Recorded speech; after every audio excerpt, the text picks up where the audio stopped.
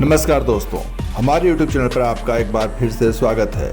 दोस्तों, आज हम आपको बताने जा रहे हैं कि कैसे चीन ने अरुणाचल प्रदेश की सीमा पर हिमाकत की और कैसे चीन को मुंह की खानी पड़ी। तो दोस्तों, आखिर तक यह वीडियो ध्यान से देखिएगा क्योंकि इसमें आपको सारी जानकारी यहाँ पर मिलेगी और अगर आप स्किप करेंगे तो जानकारी आपसे मिस हो सकती है। तो चलिए बिना समय गंवाए अब बताना शुरू करते हैं।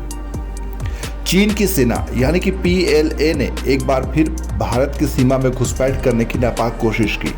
डोकलाम और गलवान में पीछे हटने पर मजबूर हुई चीनी सेना भूल गई थी उसे एक बार फिर करारा जवाब मिलेगा। उसने सोचा कि उसके अचानक किए गए एक्शन का जवाब भारत की तरफ से नहीं मिलेगा, लेकिन गलवान से लेकर तवांग तक चीन को भारत ने करारा जवाब दिया। ऐसा जवाब दिया कि चीन को पीछे हटने के लिए मजबूर ही नहीं होना पड़ा, बल्कि उसे यह चोट लंबे समय तक याद रहेगी। चीन अपनी हरकतों से बाज नहीं आ रहा। इस बार उसने लगातार 2 बार भारत की सीमा में घुसने की हिमाकत की, लेकिन भारत मां के शेरों के आगे उसे उल्टे पैर भागना पड़ा। 9 दिसंबर और 11 दिसंबर, जी हाँ दोस्तों, ये वो 2 तारीखें हैं जब चीन की सेना यानी कि PLA ने भारतीय इलाके में घुसपैठ की कोशिश की, वो भी पूरी तैयारी के साथ। 9 दिसंबर को भारत ने चीन के अस्थायी निर्माण का विरोध किया। झल्लाए चीन के सैनिकों ने भारतीय सेना पर पथराव कर दिया। इस दौरान भारत के 8 सैनिक घायल हो गए, लेकिन भारतीय सेना ने अपने पैर अड़ा दिए थे। भारत मां के वीर सपूतों ने चीनी बंकरों और बैरिकेडिंग को तोड़ दिया।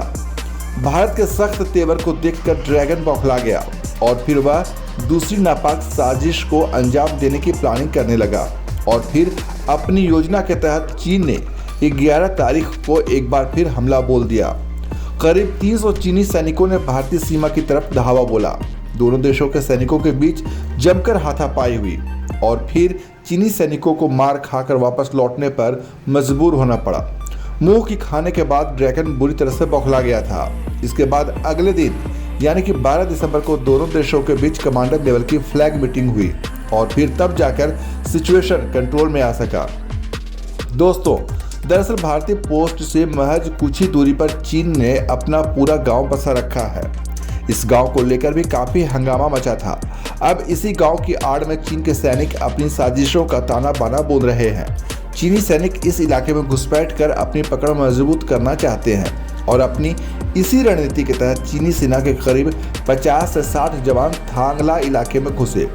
PLA यहाँ अस्थायी बाड़ और टेम्पररी पोस्ट बनाना चाहती है, लेकिन भारत की पेट्रोलिंग टीम ने चीन के इस कदम का जबरदस्त विरोध किया। इसी के बाद चीन बौखला गया। उसने भारतीय सेना का विरोध देखकर भारतीय सैनिकों पर पत्थरों से हमला बोल दिया।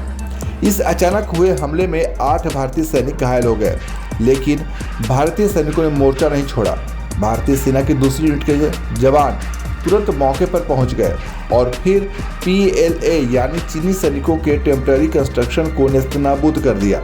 चीनी सेना भारत के इस जवाब के लिए तैयार नहीं थी और यही वजह है कि एक बार फिर चीन को जबरदस्त नुकसान उठाना पड़ा। मीडिया रिपोर्ट्स के मुताबिक चीनी सेना के करीब 20 सैनिकों को गंभीर चोटें आई हैं। दरअसल चीन लंबे वक्त से अरुणाचल प्रदेश को अपना हिस्सा बताता रहा है। वह अरुणाचल प्रदेश और सिक्किम के हिस्सों पर अपना कब्जा जमाना चाहता है ताकि भारत का चिकन नेक काट सके।